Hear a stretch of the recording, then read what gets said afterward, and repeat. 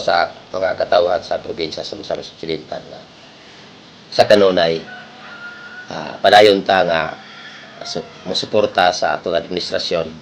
Ikaduha, padayon ta nga magmonitor sa atong tagsa-tagsa ka barangay para nga dili na gyud ta mabalikan sa atoang mga kaigsuonan nga mga walhon.